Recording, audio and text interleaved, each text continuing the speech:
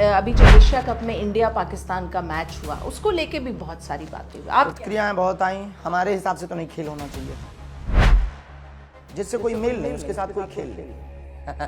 हमारा ऐसा मानना है। कैसे देख रहे हैं? सबसे शक्तिशाली देश माना जाता है यूएस, और उसका जो लीडर आज की तारीख में है वो पल पल बदलता है, उसके निर्णय बदलते हैं, फैसले बदलते हैं। हमारे कुछ देखने से अमेरिका पे या ट्रम्प पे कोई फर्क नहीं पड़ना। लेकिन इसलिए हम बहुत ज्यादा उस बूढ़े बाबा के बारे में सोचते हैं। तो उसको कोई फर्क ही नहीं पड़ना, तो ऐसे आदमी के बारे में सोचने से क्या मतलब। तो हमारी घरवाली कैसी होनी चाहिए? तो घरवाली संस्कारवान होनी चाहिए, परिवार को लेकर चलने वाली। माता पिता को हम क्योंकि माता पिता की सेवा नहीं कर पाए, तो हम चाहते हैं कि उनके प्रति बहुत समर्पित रहे। नमस्कार दर्शकों, आज के इस खास शो में आप सबका बहुत बहुत स्वागत है। इंडिया डेली के इस खास शो में मेरे साथ एक बहुत ही खास मेहमान है, किसी भी परिचय के मोहताज नहीं है। और इन दिनों अगर हम बात करें हिंदुत्व, सनातन, सबके वो एक तरह से पोस्टर बॉय बन चुके हैं। उनकी ख्याति क्या देश क्या विदेश, सब जगह फैली हुई है। यात्राएं कर रहे हैं और सनातन का जो डंका है वो हर जगह बजाने की वो कोशिश कर रहे हैं, चाहे हम देश की बात करें या विदेश की बात करें। लगातार यात्राएं कर रहे हैं। उस बीच में आज इंडिया डेली टीम के साथ वो यहाँ बागेश्वर धाम में है। जी हाँ दर्शकों, मेरे साथ हैं पंडित धीरेन्द्र कृष्ण शास्त्री जी। देखिए, बहुत मुखर होके बोलते हैं, और जो बोलता बहुत अच्छा है और बेबाक बोलता है वो सुर्खियों भी बटोरता है, लेकिन साथ साथ थोड़ा बहुत विवाद भी होता है। लेकिन पंडित जी की खासियत है कि वो बिल्कुल भी विचलित नहीं होते कंट्रोवर्सी से। हिंदुत्व की बात कर रहे हैं, सनातन की बात करते हैं, हिंदू एकता की बात करते हैं, एकजुटता की बात करते हैं, जाति भेद मिटाने की बात करते हैं। विरोधी बहुत हैं, लेकिन उससे कई गुना ज्यादा उनके प्रशंसक हैं, और उनके विरोधी भी मानते हैं। और उनकी दो बातों के वो कायल हैं। एक कि वो गरीब घर की लड़कियों को हर साल उनका विवाह कराते हैं और बहुत धूमधाम से कराते हैं। और दूसरा, बुंदेलखंड की अगर हम बात करें तो उन्होंने यहाँ पे हेल्थ को प्रेफरेंस दिया। मंदिर बनाने के बजाय उन्होंने कैंसर हॉस्पिटल की नींव रखी, और उसका काम जो है जोर शोर से चालू है। और इस हॉस्पिटल की जो नींव है उसको रखने, आधारशिला रखने, खुद प्रधानमंत्री नरेंद्र मोदी जी यहाँ पे आए थे। तो चलिए, विषय तो बहुत हैं, खूब विषय हैं, इतने विषय हैं कि समय कम हो जाएगा, लेकिन फिर भी हम कोशिश करेंगे कि सब विषय पे पंडित जी से हम बातचीत करें। तो सबसे पहले महाराज जी, आपका बहुत बहुत स्वागत है इंडिया डेली में, और राम राम आपको। राम राम, धन्यवाद। आपको भी धन्यवाद, और आपके सभी दर्शकों को भी बहुत बहुत धन्यवाद। सबसे पहले तो ये जानना चाहूंगी कि जिस तरह से आप सनातन का बिगुल बजा रहे हैं, यात्राएं कर रहे हैं, हम आपकी बात करें तो पुरानी यात्रा भी थी, और अब जो आपकी आगामी यात्रा है 7 नवंबर से, थोड़ा उसके बारे में बताएं, उसकी रूपरेखा के बारे में बताइए। भारत यात्राओं का देश है। प्रभु श्री राम की वनवास यात्रा हो, चाहे वो महात्मा गांधी की दांडी यात्रा हो, या राम मंदिर के लिए रथ यात्रा हो, इस देश में यात्राएं हमेशा सफल रही। यात्रा वैचारिक क्रांति लाती है, यात्रा जमीन से जुड़ने का संदेश देती है, यात्रा से बहुत नए खट्टे मीठे अनुभव प्राप्त होते हैं, यात्रा से हमारी बात उस दूर दराज बिछड़े पिछड़े गांव तक पहुंचती है, जिस बात के लिए हम हमेशा कर्तव्य का पालन कर रहे हैं, धर्म का पालन कर रहे हैं। शायद हमारा जन्म हुआ हिंदुत्व के लिए, हिंदू के लिए और हिंदुस्तान के लिए। तो ये वाली जो दूसरी कहें 2.0 की पदयात्रा अभूतपूर्व है। इस पदयात्रा में एक नया आयाम लिखा जाएगा। पहली जो पदयात्रा थी वो बागेश्वर धाम से ओरछा तक थी, मात्र 2 प्रदेशों में, पर इस बार थोड़ा कदम बढ़ा, 3 प्रदेशों से बीच से निकलेगी। दिल्ली राजधानी से उठेगी, हरियाणा के प्रदेश से होते हुए, स्पर्श करते हुए, और हम ये उत्तर प्रदेश में बांके बिहारी के पास पहुंचेंगे। ये एक आध्यात्मिक यात्रा है। बालाजी का बांके बिहारी से मिलन है, बागेश्वर का ब्रज से मिलन है। यह यमुना से यमुना के मिलन की पदयात्रा है। दिल्ली में भी यमुना है और ब्रज में, वृंदावन में भी यमुना है। यमुना से यमुना के मिलन की पदयात्रा है। आध्यात्मिक वैचारिक क्रांति की यात्रा है। हमारा उद्देश्य सिर्फ विचारों को प्रस्तुत करना, संतों को साथ लेना, इस देश को हिंदू राष्ट्र बनाने का एकमात्र माध्यम है। साधु संतों के कमंडल और बागेश्वर धाम का मंडल, बस इसी यात्रा के लिए हम हिंदू राष्ट्र बनाने के लिए इन दोनों का संयोग कर रहे हैं और फिर से प्रयत्न कर रहे हैं। फल देना परमात्मा का काम। बिल्कुल सही आपने कहा, आप अपना प्रयास कर रहे हैं। तो इस यात्रा में संत समाज की बात करें, पॉलिटिशियंस की बात करें, कौन कौन लोग जुड़ेंगे? देखिए, जिनके अंदर हिंदुत्व का विचारधारा प्रखर है, जिनके अंदर हिंदुत्व का उबाल है, जो हिंदुत्व के प्रति समर्पित हैं, वो आएंगे। साधुओं का सबका हमें आशीर्वाद मिला, राजनीति में हमें पता नहीं। हमने सबको आपके मंच से भी हम कहना चाह रहे हैं, सार्वजनिक रूप से हमने आह्वान किया, जिनको लगे वो आए। किसी एक दल को नहीं कहा, सभी दलों में, जिन दलों में ये दिल हो कि वो हिंदुओं के हैं या हिंदू उनका है या वो हिंदू है, वो आए, स्वागत है उनका। जी बिल्कुल। और जो अगर पिछली आपकी यात्रा की बात करें तो जैसा आपने कहा मध्य प्रदेश में थी, क्या अनुभव रहे आपको? अद्भुत क्या थी। सीखा आपने? बुंदेलखंड है, बुंदेलखंड क्षेत्र में जातिवाद भेदभाव बहुत ज्यादा है। उसने बहुत कार्य किया, हिंदू एकता के लिए लोगों को जागरूक किया। अब लोगों के जगह जगह चौपालें हो रही हैं, उन चौपालों के माध्यम से संदेश जा रहे हैं कि हमको महाराज जी की तरह हिंदू एकता रखनी है, हमको जात पात में नहीं पड़ना, भेदभाव में नहीं पड़ना, ऊंच नीच में नहीं पड़ना। इस प्रकार की विचारधारा गांव गांव में, चौपालों पर, नुक्कड़ नुक्कड़, गलियों गलियों में विचरण करने लगा और यही हमारी सफलता है। जी देखिए, प्रधानमंत्री नरेंद्र मोदी जी का जन्म दिवस था और ये दूसरी बार है कि वो मध्य प्रदेश की यात्रा में थे। एक बार और आए थे जब उन्होंने कूनो में चीता को छोड़ा था और अभी फिर आए। कैसे देख रहे हैं आप उनको? मध्य प्रदेश भारत का हृदय है और हृदय पे तो पहुंचना ही पड़ेगा, आप कहीं भी रहें। पूरे शरीर में हृदय की बड़ी महत्वता है। मध्य प्रदेश हृदय है। वन्य जीव यहाँ बहुत हैं, चाहे वो कान्हा किशली हो, पन्ना टाइगर रिजर्व हो, कूनो हो, ये सब मध्य प्रदेश के हृदय में ही है। चाहे वो ओमकारेश्वर हो, ये सब मध्य प्रदेश में ही है। चाहे महाकालेश्वर हो, ये मध्य प्रदेश में ही है। तो ये सब अभूतपूर्व है। हमारा मध्य प्रदेश अद्भुत है, यहाँ की महिमा अद्भुत है। अपने मध्य प्रदेश की राम राजा ओरछा, इधर मैहर की शारदा माता, इधर जटाशंकर, भीमकुंड, बागेश्वर, खजुराहो की शिल्पकला और उधर शिप्रा नदी के तट पर बहती हुई धारा के मध्य में महाकालेश्वर भगवान। पूरा मध्य प्रदेश अभूतपूर्व है, देव स्थानों से भरा है, प्राकृतिक वन्य संपदा से भरा हुआ है। तो मध्य प्रदेश तो कोई भी प्रधानमंत्री रहे, मध्य प्रदेश के प्रति उसका स्वाभाविक लगाव होगा। जी, आप हिंदू राष्ट्र की बात करते हैं और आज से नहीं कई सालों से कर रहे हैं, तो इसकी परिकल्पना क्या है और क्या लगता है कब तक हो पाएगा ये? हमने कुछ दिनों पूर्व में लगभग 5-6-7 साल हो गए, तब स्वामी समर्थ रामदास जी की पुस्तक पढ़ी कि उनको हनुमान जी ने आज्ञा दी कि आप अपने शिष्य छत्रपति वीर शिवाजी को हिंदवी स्वराज्य की स्थापना की आज्ञा दो। तब हमको ये लगा कि जब हिंदवी स्वराज्य की स्थापना की आज्ञा हनुमान जी की आज्ञा है, तो क्यों ना हिंदू राष्ट्र की संकल्पना को हम पूर्ण करें। तो छत्रपति वीर शिवाजी जो हिंदवी स्वराज्य की स्थापना के लिए आगे बढ़े, उन्होंने करने की प्रयत्न किए, हम चाहते हैं वो हम पूर्ण कर पाएँ, इसी जन्म में कर पाएँ। बहुत आगे बढ़ी है।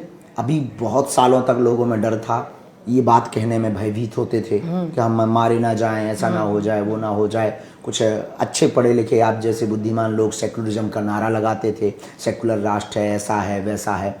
अद्भुत लगता था। कोई हिंदू हिंदू हिंदू कहता था तो उसको गालियाँ समझते थे और उसको बड़ा बेहुदा आदमी समझते थे, दंगाई समझते थे। हमने अपनी बात रखी। हम दूसरों की फसल पर टिप्पणियाँ नहीं करते, हम अपनी फसल की सुरक्षा की बात कर रहे हैं। हिंदू राष्ट्र का मतलब ये नहीं है कि हम मुसलमानों को मारना चाह रहे हैं। हिंदू राष्ट्र का मतलब ये हम हिंदुओं को प्रोटेक्ट करना चाह रहे हैं और अपनी संस्कृति, अपने कल्चरों को सुरक्षित करना इस देश में कोई गुनाह नहीं। बिल्कुल सही कहा। और किसी भी देश में ये गुनाह नहीं। हाँ। इजराइल, यहूदी यही कर रहे हैं। अपने संस्कृति को बचाने के लिए, अपने पूरे खेमा को बचाने के लिए वो लड़ रहे हैं। क्यों लड़ रहे हैं? क्योंकि उनकी संस्कृति बच जाए। और हम भी यही कर रहे हैं कि हमारे हिंदू घटे ना, बटे ना, मिटे ना, डटे रहें, अडिग रहें। वो हिंदू राष्ट्र की परिकल्पना है। हिंदू राष्ट्र होना ही चाहिए। 1947 में भारत आजाद होता है। एक मजहब विशेष के मांग पर भारत के 2 टुकड़े होते हैं। पाकिस्तान का हिस्सा गया ही इसीलिए जी कि हमें आपके साथ नहीं रहना। जब नहीं रहना और वो चले ही गए तो शेष भाग बचे हुए टुकड़े को हिंदू राष्ट्र बनाने में क्या दिक्कत? हमारी ये मांग है, बड़ी लॉजिकल मांग। आपने अभी बात की, देखिए अभी जो लंदन में जो प्रोटेस्ट हुआ था वो इसीलिए हुआ था कि जो वहाँ के मूल निवासी हैं उनका जो डर है, भय है कि वो धीरे धीरे अल्पसंख्यक हो जाएंगे और जो अल्पसंख्यक है वो धीरे धीरे बहुसंख्यक हो जाएंगे। तो आपको लगता है इस तरह की कोई स्थितियां, देखिए नेपाल में क्या हुआ, बांग्लादेश में उससे पहले क्या हुआ, और फ्रांस में भी प्रोटेस्ट हो रहा है, तो जगह जगह दुनिया के अलग अलग हिस्सों में ये बात को लेके प्रोटेस्ट हो रहा है।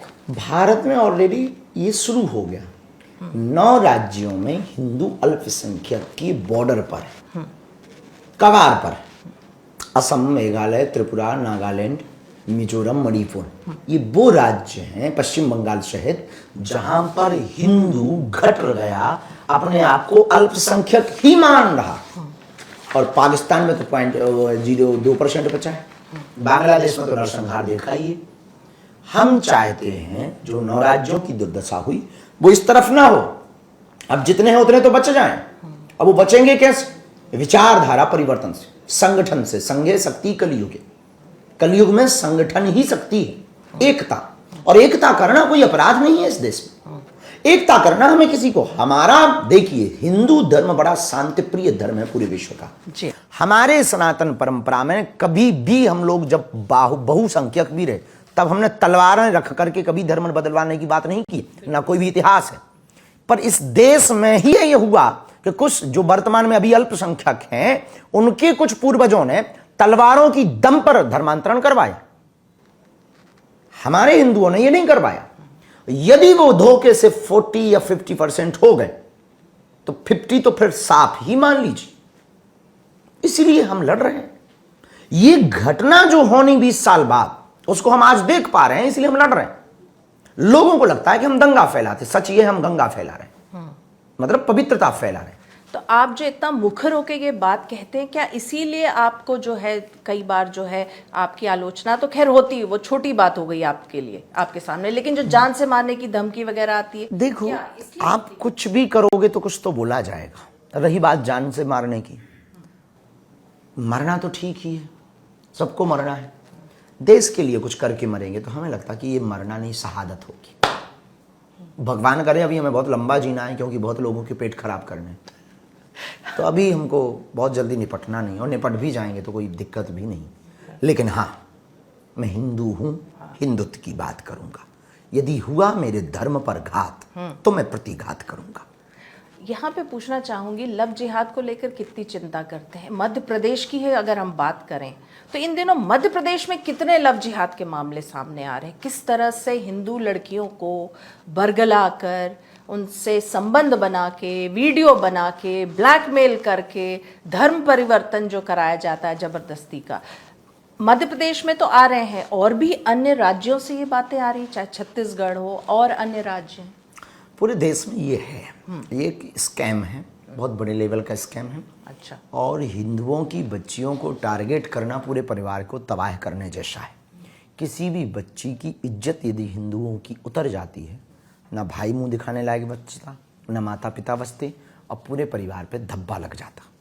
मतलब उनका सीधा सा है कि यदि आप हिंदुओं की बच्चियों को टारगेट करोगे, एक बार उनकी स्थिति गड़बड़ हुई, एक बार धब्बा लगा, तो पूरा एक हिंदू परिवार खत्म। शारीरिक रूप से हो या ना हो, मानसिक रूप से तो वो खत्म हो ही जाते। ये एक बहुत बड़ा स्कैम है।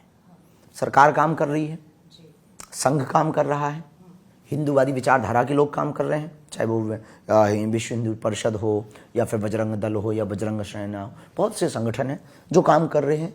और हम चाहते हैं कि ये और हो, ताकि ये लव जिहाद ब्रेक हो, बचे, बच्चियां बचें। इसके लिए बेटियों को ही कुछ करना पड़ेगा। हम लोगों की केवल मुंह चलाने से, भाषणबाजी या प्रवचन पर या न्यूज़ में वाइट देने से, या हम आपको इंटरव्यू में कुछ बोल दें तो कुछ खास फर्क नहीं पड़ेगा। माता पिता को अपनी बेटियों को कट्टर शेरनी बनाना पड़ेगा। माता पिता ही एक वो उपाय है जो बच्चियों को बचा सकते हैं। ये क्षमता देश में ना कानून की है ना हमारी है। माता पिता ही जनक हैं संस्कार और संस्कृति के। बच्चों को इतना कट्टर बनाएं कि 100 दूसरे मजहबी आकर के ब्रेन वॉश करें, तब भी इन बच्चों का ब्रेन वॉश ना हो। बिल्कुल, बहुत अच्छी बात इसलिए कही। हमने एक संकेत दिया था, लोगों ने आनंद लिया। इस्लाम धर्म की बहनों के प्रति हमारा बहुत सम्मान है, हम बहुत सम्मान करते हैं। ये बात उनके लिए नहीं है ये बात हमारी हिंदू धर्म की बेटियों के लिए है कि तू काली बन, तू दुर्गा बन, तू काली बन, पर कभी ना बुर्के वाली बन। बिल्कुल। गरबा अभी अब नवरात्रि आने वाली है, गरबा को लेकर भी जो है अलग अलग जगह पे ये बात आ रही है कि आधार कार्ड दिखाइए, मुस्लिम को एंट्री नहीं दीजिए, क्या सोचते हैं? अच्छा है, हमारे ताजिया में अगर हिंदू जाए तो उनसे आधार कार्ड लिए जाए। आपका ताजिया होता है, ताजिया में जाएं, हज में जाएं, तो हज में जाते हैं तो हज में तो देखा जाता ना कि मुसलमान हो कि नहीं। हज यात्री में को पता किया जाता ना। तो जब हज यात्रा में एंट्री नहीं है सबके लिए तो गरबा में क्यों हो? सही, उत्तम जी। युवाओं के लिए क्या सोचते हैं? देखिए आजकल का जो समय हो गया है महाराज, वो इन्फ्लुएंसर्स का है। रील पे ज्यादा बिलीव करते हैं, रियल लाइफ पे नहीं। देखिए, लिव इन पे बिलीव करते हैं, रिलेशनशिप पे नहीं बिलीव करते हैं। देखिए, प्राकृतिक परिवर्तन बहुत होते हैं, सामाजिक परिवर्तन बहुत होते हैं, पारिवारिक परिवर्तन बहुत होते हैं। कितने भी नए विचारवान बनो पर संस्कार पुराने रखो। रील खूब बनाओ पर जिंदगी में रियल भी रखो। चित्र खूब खींचो पर चरित्र भी बेहतर रखो। जिंदगी रील से नहीं चलनी, जिंदगी रियल से चलनी। जिंदगी रिलेशन से लिविंग से नहीं चलनी है, रिलेशनशिप से चलनी। जिंदगी क्षणिक नहीं है। यदि तुम भोगी हो तो कुछ दिन के लिए नाता जोड़ो, और यदि तुम देश में आप राम को मानते हो, भगवान कृष्ण को मानते, योग परंपरा को योगी हो, तो आप अपने रिश्तों को लंबा चलाने का सोचो। कुछ क्षणिक रिश्ते यदि है तो आप पश्चिमी दर्शन के भी समर्थक हैं, और यदि आप 7 जन्म तक जीने मरने की कसमें खा रहे हैं तो आप भारतीय दर्शन की जनक हैं। हमारे यहाँ तो 7 जन्म की बात होती है, 1 जन्म तो छोड़ो। और यहाँ पे तो लोग एक बार शादी भी नहीं करना चाह रहे हैं। अब जो समय है, जिस तरह के युवा जिस तरह समय जा रहे तो हैं, धीरे धीरे बहुत बदलता जा रहा है। हाँ। चीज़ें बहुत बदलती जा रही हैं, नई नई चीज़ें आ रही हैं। अभी कोई हमने एक आर्टिकल पढ़ा तो पता लगा कि अब तो वो गुड़िया से शादी कर ली। हेलो, हो गया। एक कोई गुजरात की हमने आर्टिकल पढ़ा था, उसने खुद से ही शादी कर ली। तो एक वो भी कहानी पढ़ी थी। तो ये तो बड़ा दुनिया में पागलपन चल रहा है। युवाओं को सनातन से कैसे जोड़ा जाए, इसके लिए सनातन संस्कृति शिक्षा इस ऐसा माध्यम है। देखो, हमको एक बात से बड़ी दिक्कत है। मस्जिदों के साथ मदरसे हैं, क्रिश्चियन का कॉन्वेंट स्कूल है, गुरुद्वारों के भी वहां पर पढ़ाया जाता, गुरु ग्रंथ साहब की महिमा सुनाई जाती, लेकिन हमारे मठों से गुरुकुलम बंद है। कुछ चल भी रहे थे तो पोषित नहीं हो पाए, तो नहीं चल पाए। हम चाहते हैं कि जब मस्जिदों के मदरसे हो सकते हैं, क्रिश्चियनों के कॉन्वेंट हो सकते हैं, तो मठों और मंदिरों के गुरुकुलम होने चाहिए। शिक्षा एकमात्र उपाय है जिससे हम अपने युवान बच्चों के संस्कारों को बचा सकते हैं। ज़्यादातर युवाओं में से कुछ परसेंट को छोड़कर 16 संस्कार के बारे में पता नहीं, हमारी संस्कृति के बारे में पता नहीं, हमारी सनातन के बारे में पता नहीं, तिलक का महत्व पता नहीं, चोटी का महत्व पता नहीं, जनेऊ का यज्ञोपवीत का महत्व पता नहीं, दीपावली का उत्सव का महत्व पता नहीं, पटाखे फोड़ना महत्व नहीं। कुछ महत्व होगा तब जलाए जाते हैं। होली का कुछ महत्व है तब होली जलाई जाती है, रामनवमी का कुछ महत्व है तब। लेकिन सबसे बड़ी बात है कि जो दूषित लोग हैं उन्होंने ये तो थोप दिया कि तुम सेंटा क्लॉज के पास जाओ, 25 तारीख को सेंटा क्लॉज आएगा, गिफ्ट लाएगा, पर ये नहीं थोपा कि रामनवमी भी आएगी तो राम मंदिर जाओ, श्री रामचंद्र कृपाल भोजमनि स्तुति का। ये कहीं ना कहीं माता पिता ने अपने बच्चों को बिगाड़ा है। माता पिता संस्कारी होंगे तो बच्चे संस्कारी होंगे। जी। अगर हम बात करें, थोड़ा सा हम बात कर लेते हैं ट्रंप के बारे में। कैसे देख रहे हैं? सबसे शक्तिशाली देश माना जाता है यूएस, और उसका जो लीडर आज की तारीख में है वो पल पल बदलता है, उसके निर्णय बदलते हैं, फैसले बदलते हैं। हमारे कुछ देखने से अमेरिका पे या ट्रंप पे कोई फर्क नहीं पड़ना है। लेकिन इसलिए हम बहुत ज्यादा उस भूरे बाबा के बारे में सोचते नहीं। अच्छा, सोचते ही नहीं। उसको कोई फर्क ही नहीं पड़ना, तो ऐसे आदमी के बारे में सोचने से क्या मतलब। पाकिस्तान, मुनीर, मुनीर जी भी ठीक है, अभी तो थोड़ा सा राइट फाइट है, नहीं रहेंगे तो फिर से अपनी भारत की सेना जिंदाबाद। अभी 9 जगह घुस के मारा है, 99 की वो तैयारी करने ज्यादा खुजली हो तो। ऑपरेशन सिंदूर के बारे में क्या सोचते हैं? अद्भुत है, जरूरी है। उन्होंने हमारा सिंदूर उजाड़ा, अपन ने जवाब ऑपरेशन सिंदूर के माध्यम और महादेव के माध्यम से दिया है। हाँ। तो उत्तम है, तो कोई अतिशयोक्ति नहीं है, ठीक है, बेहतर है। ऐसे बीच बीच में यदि वो करें तो होते रहना चाहिए, यदि तुम छेड़ोगे तो हम छोड़ेंगे नहीं, ये सिद्धांत भारत का होना चाहिए। देखिए, जब ऑपरेशन सिंदूर हुआ था उसके बाद उस समय जो था पूरा हम लोगों ने एक तरह से पाकिस्तान को पूरा बॉयकॉट कर दिया था। लेकिन अभी जो एशिया कप में इंडिया पाकिस्तान का मैच हुआ उसको लेके भी बहुत सारी बातें हुई। आप क्या? बहुत आई। हमारे हिसाब से तो नहीं खेल होना चाहिए था, जिससे कोई मेल नहीं उसके साथ कोई खेल नहीं। हमारा ऐसा मानना है। पर अब हम बीसीसीआई में नहीं है, यदि होते तो हम नहीं होने देते। देखिए, विकास की बात करते हैं, सभी जितने राजनेता हैं जो भी हैं, आप लोग जैसे धर्मगुरु भी है, विकास की बात करते हैं, तो विकास की दौड़ में जो स्पिरिचुअल जो है आध्यात्मिक मूल्य है उसको कैसे बचाएं? विकास की दौड़ में हम आध्यात्मिक मूल्यों को, देखो, संस्कृति विकास हमारे तीर्थों का भी है, हो रहा और होना ही चाहिए। तो हम अपने मूल्यों को इस आधार पर बचा सकते हैं कि विकास तब नहीं है कि केवल रोड और लाइट सड़कें में विकास नहीं है भारत का। भारत की संस्कृति का विकास होना भी भारत का विकास है। भारत के संस्कारों का भी विकास होना भी भारत का विकास है। भारत के मूल पहचान का भी विकास होना भारत का, भारत की मूल संस्कार परिधान का विकास होना भी भारत का विकास। भारत को प्रेजेंट आप हाईटेक करके तो दें, पर भारत का प्रेजेंटेशन इस बात से भी करें कि हम आज भी विश्व गुरु हैं, क्योंकि हमारे यहाँ संस्कृति है, हमारे यहाँ संस्कार हैं, हमारे यहाँ परिवार व्यवस्था है, हमारे यहाँ व्यापार है, पर पहले परिवार है। इन मूल्यों से भी हम अपने भारत को प्रस्तुत कर सकते हैं। तो विकास होना ही चाहिए। और विकास का मूल्य ये नहीं है कि आप जो है केवल मशीनरी युग का विकास करें, मानवता का भी विकास करें, सोच का भी विकास करें, विचारों का भी विकास करें, तीर्थों का भी विकास करें, मंदिरों का भी विकास करें, जनरेशन जो आई हुई है उनको संस्कृति भरने के लिए भी विकास करें। उसके लिए हम जगह जगह लोगों को जागृति मंच चलाएं। तो विकास की दौड़ में सनातन का विकास हो ही रहा है और आगे होगा, चाहे वो राम मंदिर, भगवान रामलला का बैठना हो या काशी का कॉरिडोर हो, तो ये भी अध्यात्म का ही विकास है, ये बचाया जा रहा है, इसमें तो कोई संदेह नहीं। आपके जीवन का सबसे जो बड़ा अनुभव क्या रहा जिसने आपकी सोच बदल दी? हर मोड़ पर अलग अलग घटनाएं हमारे साथ घटी। हम आदमी ऐसे हैं कि हमको धक्के रोज लगते ही रहे, तो धक्कों के कारण हमारे जीवन में बहुत से ऐसे पहलू हैं। एक घटना हमारे बचपन में हुई थी कि हमारे एक पड़ोस में टीवी आई थी, तो उन्होंने हमको टीवी देखने से मना कर दिया था। तब हमने प्रण लिया था कि कोई बात नहीं, हमने उनको कुछ भला बुरा नहीं कहा कि हम तुम्हारे घर नहीं आएंगे, तुमने टीवी क्यों नहीं दिखाई। हमने बाहर निकल के ये प्रण लिया था कोने में जाके कि एक नाला के पास बैठ के कि जब टीवी अब हम तब देखेंगे जब खुद की खरीद लेंगे।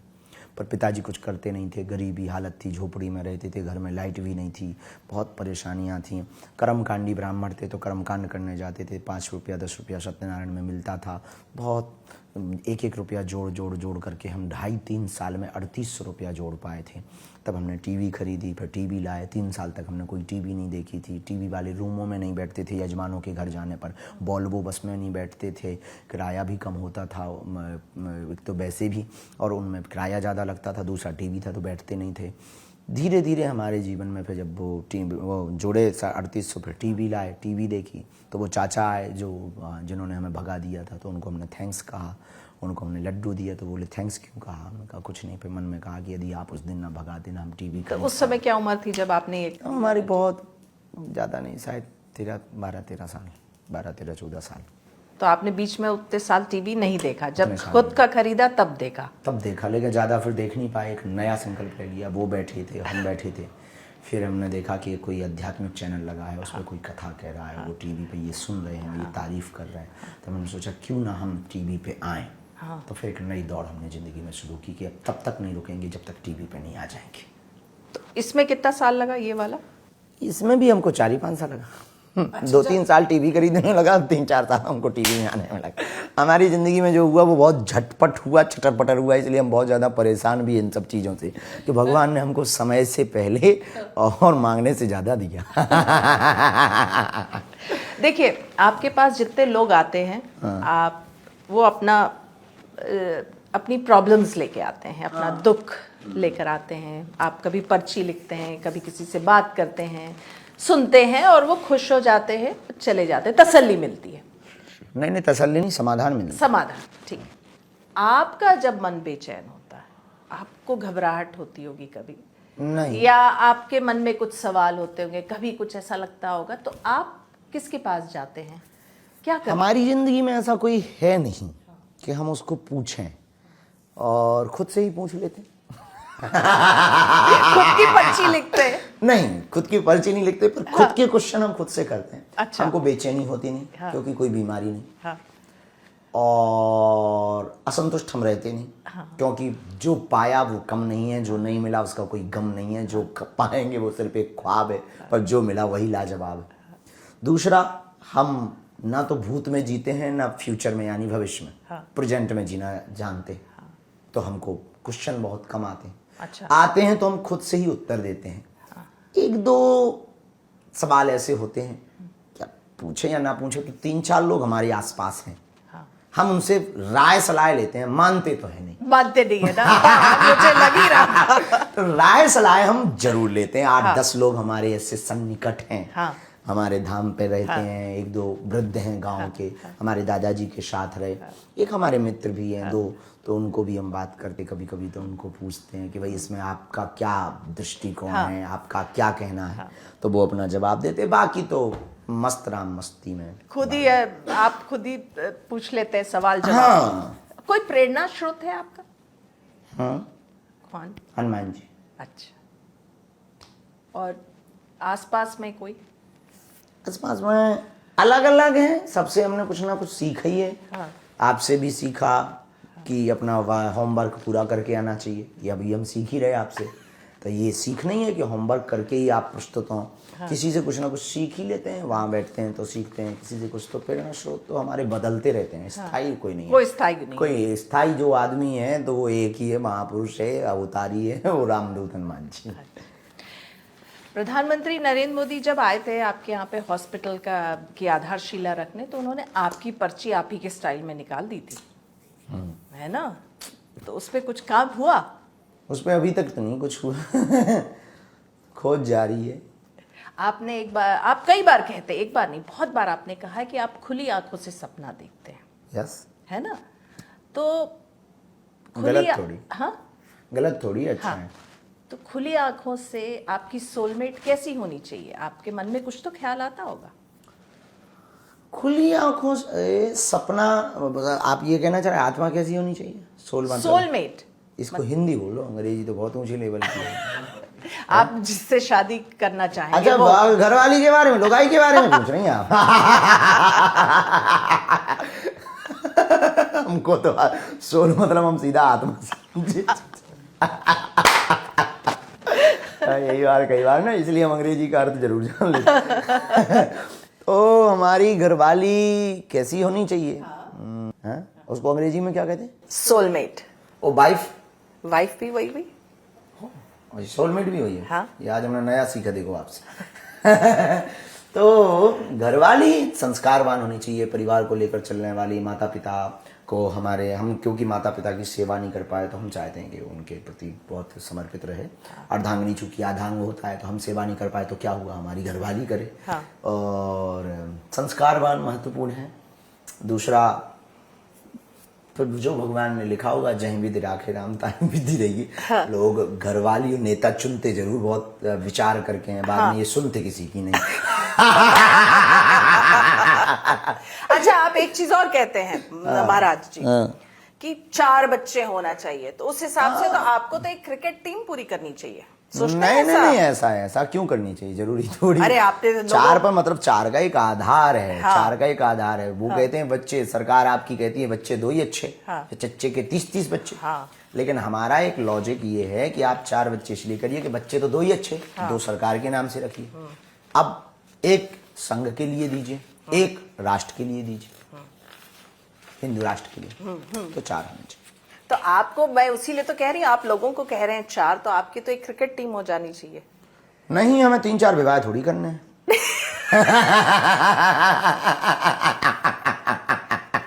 दो तीन के मिला के हो पाएंगे वो।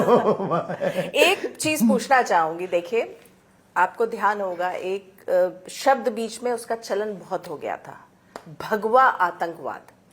हाँ, लेकिन उस पर तो पूर्ण ब्रेक लग गया। न्यायपालिका ने भी कह दिया कि भगवा आतंकवाद नहीं होता है। लेकिन प्रज्ञा सिंह एक ठाकुर स्टोरी लिखी हुई कई, मतलब हाँ। हमको सन तो याद नहीं है किस सन में ये स्टोरी लिखी गई थी। वो जो कांड हुआ था उस वक्त की बात है, जो बम कांड हुआ था, उस वक्त हम शायद बच्चे ही रहे होंगे, हमें पता नहीं। मालेगांव ब्लास्ट, मालेगांव सन का हमें याद नहीं है कब की बात है। तो उस वक्त बताया जाता है कि एक स्टोरी लिखी गई थी कि भगवा आतंकवादी होता है। लेकिन कई साल बाद हमारे सामने तो ये हो गया 2025 में भगवा आतंकी नहीं होता। तो प्रज्ञा सिंह ठाकुर का ये कहना है कि आतंकवाद का रंग हरा होता है, आप क्या कहते हैं? आतंकवाद का रंग क्या होता है ये तो कह नहीं सकते। पाकिस्तान आतंकी है, यदि उसका रंग हरा है तो सही कहती, क्योंकि आतंकवाद ISI ये सब वही है। ओसामा बिन लादेन जैसे लोग वहीं से पोषित हुए, बहुत से लोग वहाँ से पोषित हुए। पता नहीं किस कलर कैसा है ये पता नहीं, निर्दयी है ये पता है। आप भगवाए हिंद की भी बहुत बात करते हैं। हाँ, गजवाए हिंद है लोग कहते हैं, तो हम भगवाए हिंद की बात कर लेते हैं। तो थोड़ा उसको एक्सप्लेन करेंगे? सीधा सा एक्सप्लेन है कि गजवाए हिंद सर तन से कलम करने का सिद्धांत है, भगवाए हिंद वसुदेव कुटुंबकम का सिद्धांत है, पूरी दुनिया को गले लगाने का। अब आप सरतन से जुदा की बात सुनना चाहती हो या पूरी दुनिया को परिवार मानते हैं हम ऐसा सुनना चाहते हैं, ये आपके ऊपर है। आपकी आगे की जर्नी कैसी रही? कभी राजनीति में आएंगे या हर वक्त ही समाज सुधारक रहेंगे? जो हम हैं वो बेहतर है। हाँ। इसके आगे हम बहुत बेहतरीन नहीं बनना चाहते हैं, ज़्यादा फूलमाला का शौक नहीं। फक्कड़ आदमी है, बहुत अक्खड़ फक्कड़ आदमी है, साधु परंपरा में जीने वाले आदमी है। हमको तो यही बहुत आनंद है कि जाई विद राखे राम ताई विद रहिए, सीताराम सीताराम सीताराम कहिए, दाल रोटी खाइए, हरि के गुण गाइए। आपको क्या लगता है कि धर्म गुरु को राजनीति से दूर ही रहना चाहिए? नहीं रहना चाहिए। यदि दम हो कलेजा हो, बेहतर हो फूलमाला पहनने का कलेजा हो तो आना चाहिए, कोई बुराई नहीं। जब इस देश में बलात्कारी नेता हो सकते हैं, जब क्रिमिनल्स नेता हो सकते हैं, तो साधु क्यों नहीं हो सकता? कथावाचक और संत को में क्या डिफरेंस होना चाहिए आपको लगता है? उनको कैसे डिफरेंस क्या हो सकते हैं? वो एक मंच के द्वारा अपना प्रवचनों के द्वारा समाज सुधारने की बात करते हैं, साधु जीवन जी करके समाज सुधारने की बात करते हैं। एक सवाल और पूछना चाहूंगी, कई बार आपके विरोधी जो है आपकी लाइफस्टाइल को लेकर कई बार जो है वो आलोचना करते हैं। देखिए आप विदेश टूर में थे, आप ब्रांड्स को लेकर बहुत ट्रोल हुआ था। क्या गुरु को, कथावाचक को, संतों को क्या ब्रांड्स नहीं पहनना चाहिए? जो ट्रोल किया था हमको ठीक किया था। अच्छा, क्योंकि गुरु संत की तो नहीं कह सकते। हाँ। हमारा तो हर काम ही ब्रांड्स तो उन्होंने ठीक कहा था कि छोटे मोटे ब्रांड मत लो भाई गुरु। दूसरी बात, हाँ। कुछ भी चीज ऐसी है जिससे कुछ दुष्प्रभाव हो, अर्थ की क्षति हो तो ना करो। किसी ने दिया, अपन ने पहन लिया, कहानी खत्म। कोई चश्मा पहनना कोई बहुत बड़ी बात थोड़ी थी। तो यही तो मैंने पूछा, क्या गुरु संत इन लोग को ब्रांड्स नहीं पहन सकते क्या वो? हाँ। गुटखा, विमल मसाला, पान मसाला, सिग्नेचर गुटखा का प्रचार करने वाले पहन सकते हैं। हाँ। सुविचारों को देने वाला नहीं पहन सकता। दोहरी मान सकता है। जी, चलिए जाते जाते आप हमारे इंडिया डेली के दर्शकों को क्या कहना चाहेंगे? जिंदगी है, जिंदगी को ऐसे जियो जैसे आज ही खत्म होनी है, मौज में जियो। जीवन है, जीवन बार बार नहीं मिलता है, मुस्कुराते हुए जीना चाहिए। ताली और गाली पे ज़्यादा भरोसा मत करो, ये कुछ क्षण की हुई होती है। जो ताली बजा रहे वो कब गाली देने लगे कोई ठिकाना नहीं है, जो गाली देने वाला है वो कब प्रशंसक हो जाए कोई ठिकाना नहीं है। यहाँ कुछ भी स्थिर नहीं है, सब कुछ अस्थिर है। ज़िंदगी को भी अस्थिर मानो, मौज से जियो, प्रसन्नता से जियो। ना खुशी में रहो, ना गम में रहो, हमेशा आनंद में रहो, परमानंद में रहो, भगवान के बन कर के रहो। कुछ काम जो आप चाहते हो वो बेहतर चाहते हो, लेकिन परमात्मा आपके लिए जो चाहता है वो बेहतरीन चाहता है। तो कुछ काम भगवान पे भी छोड़ दो, सब खुद करने की कोशिश मत करो। AI के ज़माने में HI को मत भूल जाओ। AI आर्टिफिशियल इंटेलिजेंस है, HI हिंदुत्व इंटेलिजेंस है। बने रहिए। Thank you. चलिए महाराज, आपने इंडिया डेली को समय दिया, इतना समय दिया, आप बहुत व्यस्त थे, आज हम सुबह से देख रहे थे आपको, उसमें आपने समय निकाला, हमें समय दिया और इतनी अच्छी बातचीत की। आपका बहुत बहुत धन्यवाद।